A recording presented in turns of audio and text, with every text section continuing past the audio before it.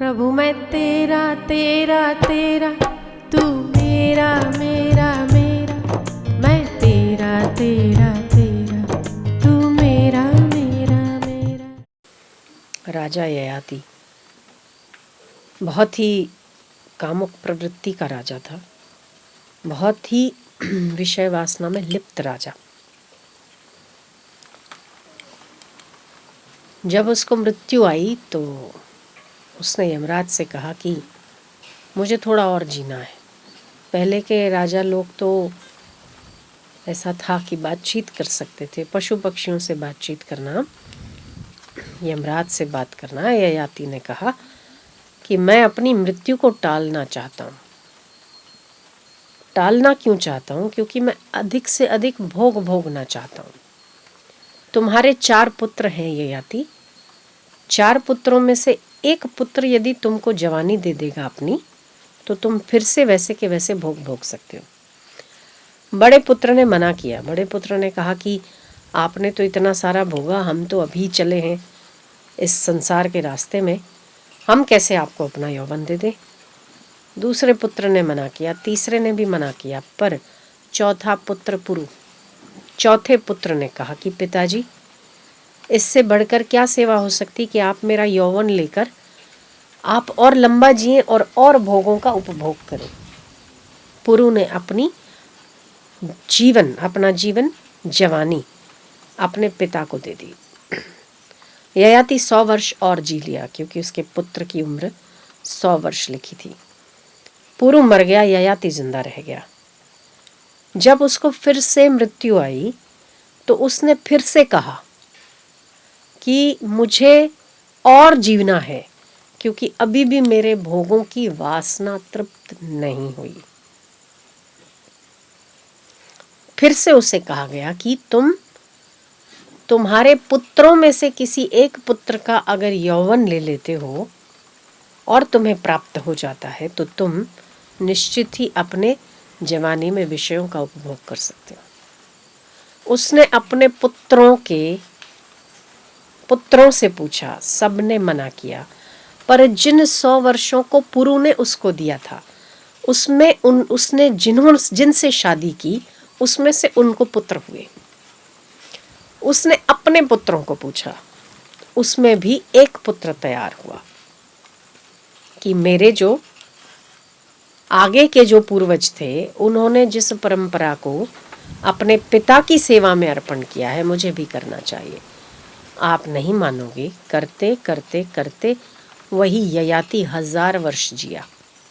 ऐसे ही 100 वर्ष धकेलता चला गया अपने वृद्धत्व को पीछे और जवान होता चला गया। 1000 वर्ष विषयों का उपभोग करने के बाद भी ययाति को संतोष नहीं होता है, और ययाति कहता है कि मैं मूर्ख, जो कभी न बुझने वाली अग्नि थी, उसे मैं बुझाने का यत्न करता। मैं 1000 वर्ष जिया, पर मैंने सत्कर्म नहीं किया। धिक्कार मेरी बुद्धि पर। 1000 वर्ष के बाद भी मेरी वासना, मेरी लालसा पूरी नहीं होती। ऐसे विषयों को धिक्कारता हूं मैं, कि मैं अपने पुत्रों का जीवन लेकर भी मैं यौवन बना रहा, युवा बना रहा, बावजूद उसके 1000 साल उपभोग करने के बाद भी मेरी वासना तृप्त नहीं हुई। इसका अर्थ यह है कि वासना तृप्त वासना को भोगने से नहीं होती, वासना को मिटाने से होती है। पर वो उसे 1000 साल बाद समझ में आया। जब समझ में आया, तब कुछ करने के लिए उसके पास कुछ नहीं था। 1000 वर्ष के बाद समझ में आता है उसको कि वासनाएं भोगने से तृप्ति नहीं मिलती, वासनाओं के निर्मूलन से तृप्ति मिलती है। यह तो वो आग है जिसमें घी डालो तो और प्रज्वलित होती है। तो ययाति कहता है अपने जीवन के अंतिम पड़ाव में कि मेरी बुद्धि को धिक्कार है, जिसने अपने पुत्रों से यौवन ले लेकर 1000 वर्षों तक विषयों का सेवन किया, फिर भी मेरी इंद्रियां लालायित की लालायित रही, अतृप्त की अतृप्त रही। मैं ये नहीं समझ पाया कि वासनाओं को तृप्त करने के लिए उसका भोग नहीं वरन उसकी निवृत्ति करनी होती है।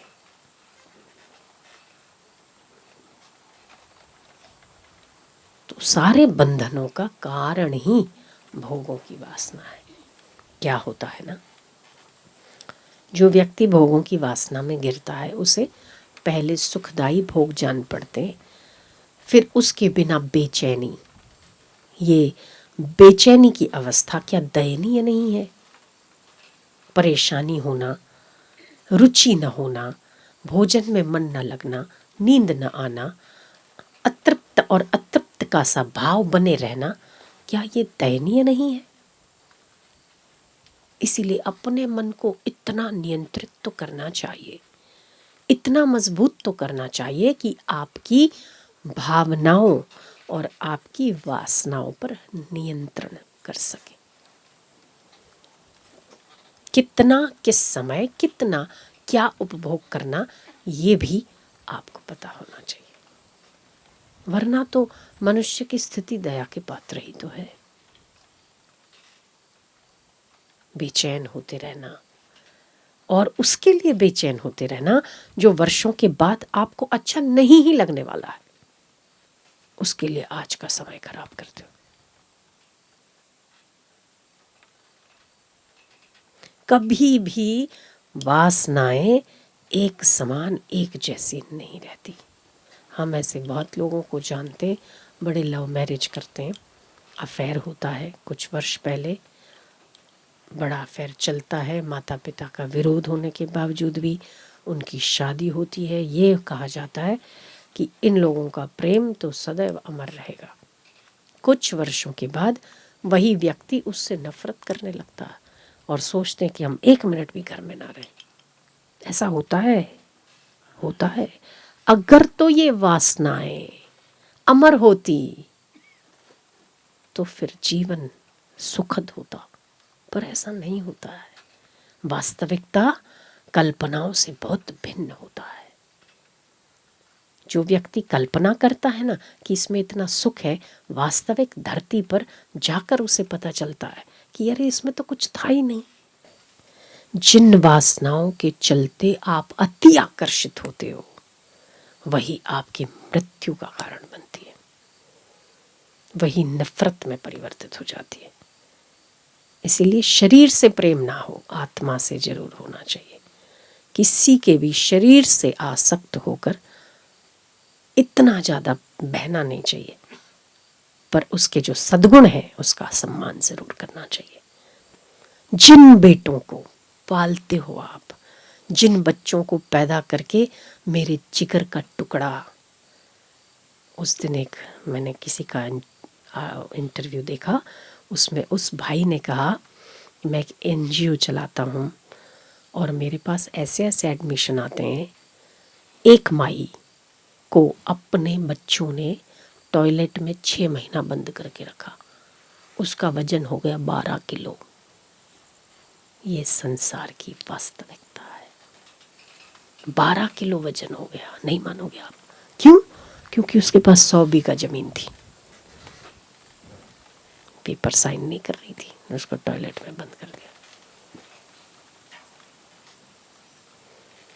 एक पिता, उसी ने बताया, एक पिता ऐसा जो 6 साल से हॉस्पिटल में एडमिट किया हुआ है, पैसा बच्चे भर रहे हैं, वेंटिलेटर पर है, कोमा में डाल रखा है, इंजेक्शन दे दे के कोमा में डाल रखा है। और जैसे जैसे पेपर्स, जैसे जैसे वो LIC पॉलिसीज पकती है और अंगूठा लगवा के साइन करवाता है उससे। ये संसार है। जितनी ही स्पीड के साथ हम वासनाओं में बहते हैं ना, संसार इतना भरोसे लायक नहीं है। रिश्ते निभाने की बिल्कुल मनाही नहीं, पर आसक्त होकर अंधे होने की मनाही है, जहां पर आपको दिखाई नहीं देता कुछ। इसलिए धर्म होना चाहिए साथ में। धर्म मति खोलता है, सत्संग एक आँख देता है। इसीलिए ऐसा देखो मत जिससे मन नीचे आए, ऐसा सुनो मत जिससे मन में वासनाएं उत्पन्न हो, क्योंकि वासनाओं का अंत कभी भी सुंदर नहीं होता। क्यों करना ऐसा?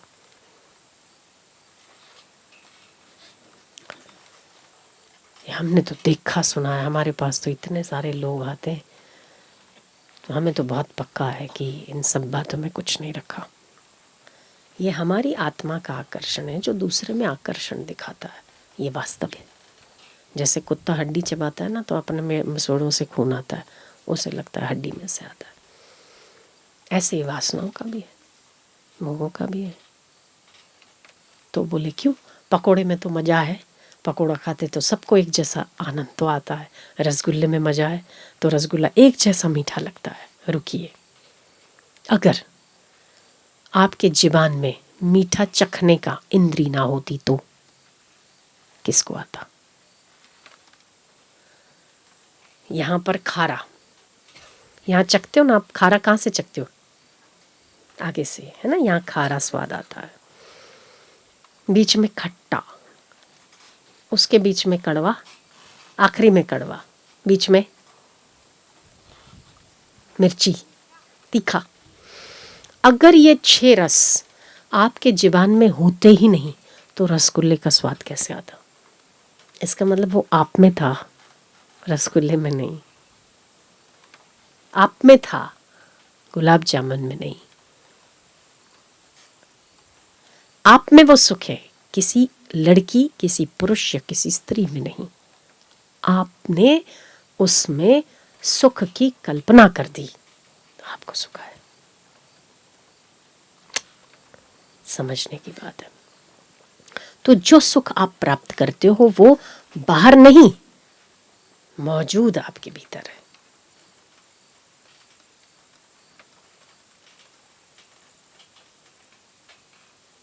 बहुत सुंदर दृश्य है, क्या नृत्य है, क्या नृत्य है। रुकिए, बहुत सुंदर होगा, पर आंखें ना होती तो कोई दृश्य दृश्य नहीं है, कोई नृत्य नृत्य नहीं है, कुछ है ही नहीं, है ना। तो ये जो रस है वो हम आपकी अपनी आत्मा का है। मत लीजिए, ऐसा मेरा कहना नहीं है, लीजिए, समझदारी से लीजिए, देखिए, समझदारी से देखिए। बहिए मत, बहोगे डंडे खाओगे। किसी के भी पीछे बहना मत, वो डंडे मारेगा जरूर। आप जब किसी के अधीन हो जाते हैं या आप किसी चीज, वस्तु, व्यक्ति का उपभोग करते हैं तो सौदा जरूर करता है वो, है ना। आपके 2 आंसू पोंछेगा ना कोई, सौदा करेगा। ये संसार है, यहाँ भगवान नहीं मिलते। हर जगह गुरु जैसी निस्वार्थता नहीं होती। आपको किसी ने कुछ दिया है तो 100 गुना आपसे लेना चाहिए, लेगा, वसूल तो करेगा। इसीलिए सावधानी पूर्वक। तो वासना बंधनकारी है, वासना से मुक्त होना परम सुखी होने का रास्ता है। हमें दिखता है भर कि इसमें सुख है, पर जहर लगे मक्खन की गोली। तो ये जो हाथी के दांत अलग होते हैं, दिखने के अलग, चबाने के अलग होते हैं। संसार भी जो दिखता है वैसा है नहीं। किसी के मन में क्या चलता है आप जान नहीं सकते, क्या सोच रहा है आपके बारे में आप नहीं पता लगा सकते, क्या षड्यंत्र कर रहा है आपके बारे में आपको नहीं पता चल सकता। आपके सामने बहुत अच्छा, बहुत मीठा, बहुत उसके जैसा कोई देश ही नहीं, पीठ पीछे पता चलता है। और आपके तो 100 कान तो नहीं है ना कि आप सबको सुनो। परमात्मा, भगवान तो नहीं हो ना, वो आपके लिए क्या सोचता है आपको पता चले। इसीलिए भरोसा रखो एक परमात्मा पे, बस। सुहृद है वो, परम सुहृद है। मित्रता बनाओ उससे, काम चलाओ दुनिया वालों से। मित्रता रखो परमात्मा से, काम चलाओ दुनिया वालों से। काम तो लेना ही है, काम तो करना ही है, लेना है, देना है, सुख है दुख है, वो ठीक है, पर